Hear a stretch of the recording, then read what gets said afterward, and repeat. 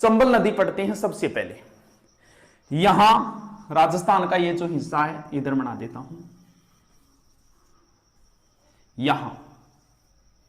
यहां पर विंध्याचल पहाड़ियां हैं, उन पहाड़ियों में से नदी निकलती है। एक जगह है महू, महू पड़ता है एमपी के अंदर।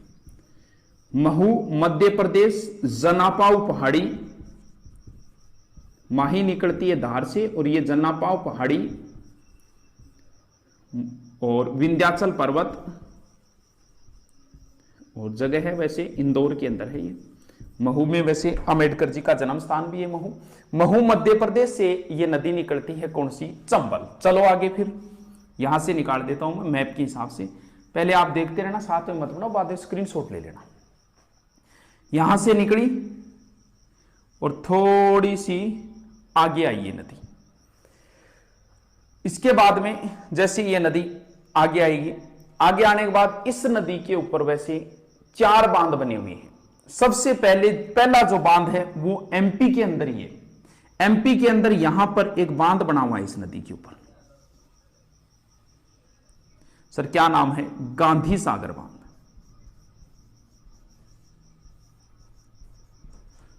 मानपुरा और बानपुरा पठारों के बीच में है ये गांधी सागर बांध।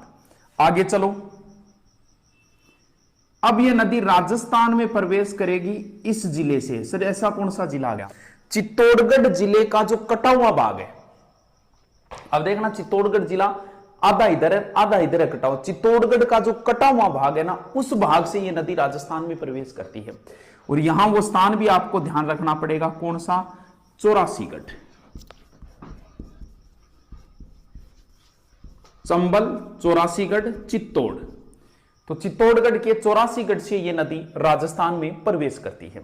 थोड़ा सा आगे चलती है, यानी ये जो गांधी सागर है ना, वो ये मान लो चौरासीगढ़ से 8 किलोमीटर दूर है।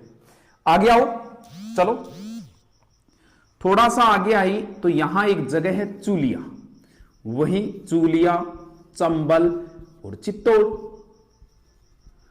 चूलिया आपको पता है, महाराणा प्रताप और भामाशाह की जो मुलाकात हुई थी वो चूलिया गांव में हुई थी। जब उन्होंने महाराणा प्रताप को भामाशाह ने जो 25,000 अरपिया 25 लाख रुपये, 20,000 असरपिया 25 लाख रुपये दिए थे, जिसे महाराणा 25,000 सैनिक 12 वर्ष तक रख सकते थे, वो भामाशाह और राणा की मुलाकात भी चूलिया गांव में हुई थी।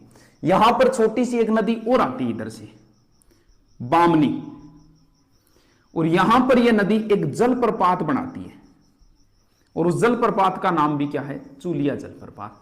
अब आप पूछोगे सर जलप्रपात क्या है? वाटरफॉल। बिल्कुल जलप्रपात। जैसे ये नदी है बह रही है, फिर यहां से कोई पहाड़ी क्षेत्र आया, छोटा सा ऐसे ढलान है, धीरे धीरे नदी ऐसे गिरेगी और इसको काटती जाएगी, इसको काटती जाएगी। अब ये जल यहां से गिरना शुरू हो गया। ये जल जो गिरता है इसे ही जलप्रपात बोलते हैं, वाटरफॉल बोलते हैं। ये राजस्थान का सबसे ऊंचा जलप्रपात है जो 18 मीटर ऊंचा है। विश्व का सबसे ऊंचा जलप्रपात है एंजिल, लगभग 979 मीटर है। वेनेजुएला की सहायक कोरो नदी के ऊपर है। ये तो बड़ा अच्छा पर्यटक स्थल है, आप गूगल मैप में देखना एंजिल जलप्रपात। ये तो एकदम लाइन सी दिखती है दूर से देखे तो ये तो विश्व का सबसे ऊंचा है। और राजस्थान का सबसे ऊंचा जलप्रपात माना जाता है चूलिया जलप्रपात, चूलिया, चंबल, चित्तौड़। चलो आगे, इसी नदी के ऊपर यहीं पर चित्तौड़गढ़ में एक बांध और है फिर, और उस बांध का नाम है राणा प्रताप सागर बांध। राणा प्रताप सागर। ये कहां पड़ता है? ये भी चित्तौड़गढ़ के अंदर है। ये तो एमपी के अंदर है गांधी सागर। ठीक है, चलो आगे। अब ये नदी ऊपर जाएगी और ऊपर 2 जिलों को टच करेगी, एक कोटा और एक बूंदी। दोनों जिलों की ये सीमा बनाती है। और यहीं पर फिर एक बांध है, उस बांध का नाम है जवाहर सागर।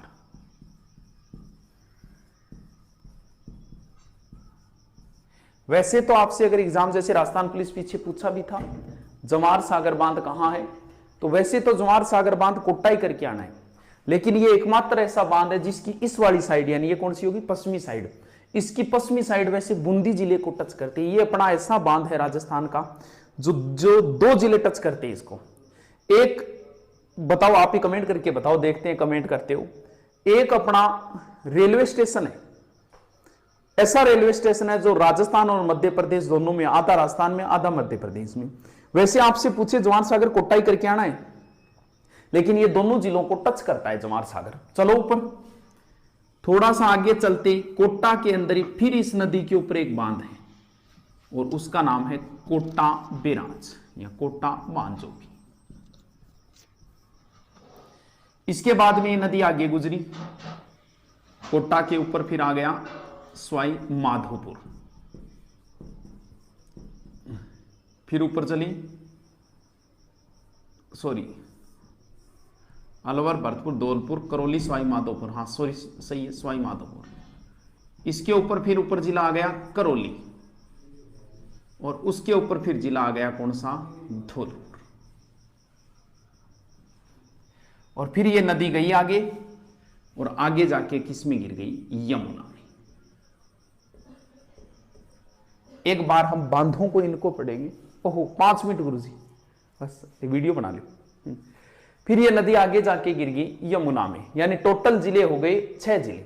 राजस्थान की बड़ी बड़ी जो नदियां हैं तीनों ही की बात है 6 जिलों के अंदर बहती है। कौन कौन सी, एक तो लूणी, वो भी 6 जिलों के अंदर है। इसके अलावा बनास, ये भी 6 जिलों के अंदर है। और चंबल, ये भी 6 जिलों के अंदर है। सबसे पहले निकली जनापाव पहाड़ी, महू, मध्य प्रदेश से। फिर आगे निकलते इसके ऊपर एक बांध है गांधी सागर। फिर आगे गई 84गढ़ से राजस्थान में प्रवेश। फिर इसके ऊपर एक बांध है राणा प्रताप सागर। फिर आगे गई जवाहर सागर बांध। फिर आगे गई कोटा बैराज बांध। कोटा लास्ट बांध है इसका। और इसके बाद है फिर सवाई माधोपुर, फिर करौली, फिर धौलपुर और फिर जाके गिर गई यमुना के अंदर। अब सबसे पहले तो इनकी बात करते हैं बांधों की। इससे संबंधित देखो कौन कौन से क्वेश्चन बनते हैं। इस नदी के ऊपर एक सिंचाई परियोजना है जिसका नाम है चंबल सिंचाई।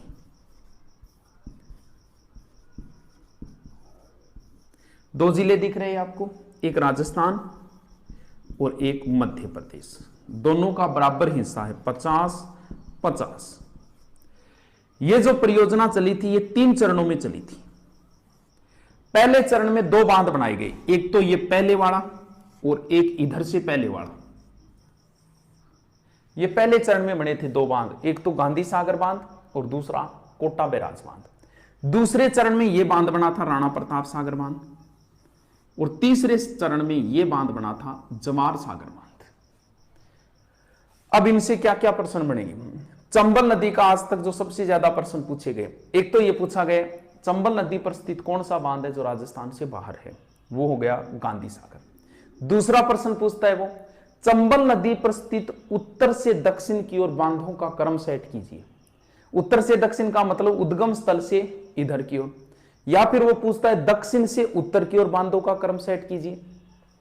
पहले बांध में तो कहीं कोई समस्या नहीं आती, सबको पता होता है कि सबसे शुरुआत का जो बांध है वो गांधी सागर है, एमपी के अंदर है, क्योंकि एमपी में वो बांध पहले आएगा। दूसरे में कोई समस्या नहीं आएगी, क्यों? इसलिए नहीं आएगी क्योंकि राणा प्रताप सागर बांध चित्तौड़गढ़ में, तो बाद में जिला चित्तौड़गढ़ आता है। गड़बड़ इन दोनों में होती है, जवाहर सागर और कोटा बैराज में, यहां गड़बड़ होती है। अगर आप कभी कोटा गए हो तो कोटा जाओगे तो इस बांध को पार करके जाना पड़ेगा आपको, देख सकते हो आप इसको। तो कोटा शहर का जो बांध है वो अंतिम बांध है, इसके बाद चंबल पर कोई बांध नहीं। भी को जा सूत्र बनाओ तो को के जे सूत्र देख लो, बाकी ये ध्यान रखो कि कोटा शहर का वो बांध अंतिम बांध है। इधर से फिर जवाहर सागर आ गया, फिर कोटा, इधर से शुरू करेंगे तो भी इन दो में गड़बड़ होती है, बाकी में तो कोई गड़बड़ ही नहीं होती, क्योंकि आपको जिले याद है तो याद है। तो इधर से आओगे तो पहला बांध कौन सा हो गया? कोटा, फिर जवाहर सागर, फिर राणा प्रताप सागर, फिर गांधी सागर। चंबल नदी पर स्थित बांधों का क्रम उत्तर से दक्षिण, दक्षिण से उत्तर। मैप दिमाग में ध्यान रखना, नदियां हमेशा दिमाग में चलनी चाहिए कि इधर से निकले जनापाओ, फिर आ गया गांधी सागर, फिर 84गढ़, फिर चूलिया जलप्रपात, फिर राणा प्रताप सागर बांध, इसके बाद जवाहर, इसके बाद ये उत्तर से दक्षिण की ओर हो जाएगा। फिर क्या पूछा? चंबल नदी पर स्थित कौन से बांध से सिंचाई होती है, विद्युत उत्पादन नहीं होता। इससे विद्युत उत्पादन होता है 5 4 3, इस पर 5 विद्युत इकाइयां लगी, इस पर 4 लगी, इस पर 3 लगी, इससे नहीं होती। कोटा वाला जो लास्ट है ना, उससे सिंचाई होती, इससे 8 लिफ्ट नहरें निकाली गई है। 2 लिफ्ट नहरें तो कोटा में है, 6 12 में दिगोद और जालीपुरा 2 कोटा में, बाकी 5 गुणा 23 115 मेगावाट, 4 गुणा 43 172 मेगावाट, 3 गुणा 33 99 मेगावाट। राणा प्रताप सागर यहां राजस्थान का प्रथम परमाणु विद्युत गृह स्थापन किया गया, यानी एटॉमिक पावर प्रोजेक्ट, परमाणु विद्युत गृह, atomic power project. Rana Pratap, ये राजस्थान का प्रथम परमाणु विद्युत गृह, भारत का प्रथम माना जाता है तारापुरा महाराष्ट्र। अब देखो 2-3 क्वेश्चन और बनते हैं चंबल के। ये जो चंबल नदी है, यहां से लेके यहां तक टोटल कुल 966 किलोमीटर है, लेकिन हमें तो मतलब राजस्थान से है ओनली फॉर 135 किलोमीटर। चंबल शब्द किससे बना है? चंबल शब्द चर्मणवती से बना है, यानी चर्मणवती का परिष्कृत रूप ही चंबल है। वैसे देखें तो राजस्थान की नित्यवाही नदी यही है, क्योंकि ये इतनी सहायक नदियां आएगी, कल आपकी गोड़ो जाएगी सर ये क्या, इतनी सहायक नदियां हैं।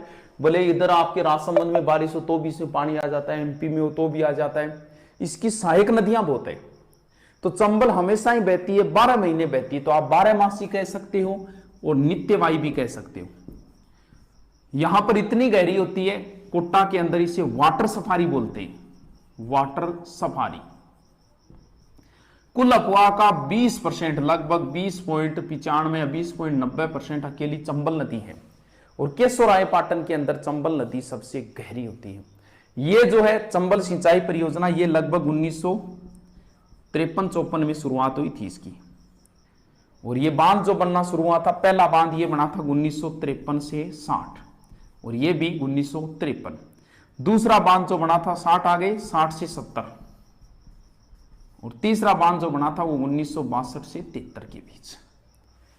यह ज्यादा दूरी नहीं है, देखो कितनी दूरी, 16 32 32 33 16 16 32 16 48, यानी कोटा से जवाहर सागर 16 किलोमीटर दूर है, जवाहर सागर से राणा प्रताप 33 किलोमीटर दूर है, और राणा प्रताप से गांधी सागर 48 किलोमीटर दूर है, यानी टोटल लगभग 100 किलोमीटर में ही इतने बांध है, 4 बांध। विश्व की ऐसी कोई नदी नहीं है जिस पर 100 किलोमीटर में इतने बांध बनाए गए हों। अब चंबल की आएगी सहायक नदियां, बाद में बात करेंगे वो बीहड़ वगैरह और सारे क्षेत्र, क्या बीहड़ है क्या नहीं है, सत्यता क्या है, उसकी अब अगली बार करेंगे। तो आगे जो पहले एक बार इसको देखना, इससे प्रश्न बहुत आते हैं।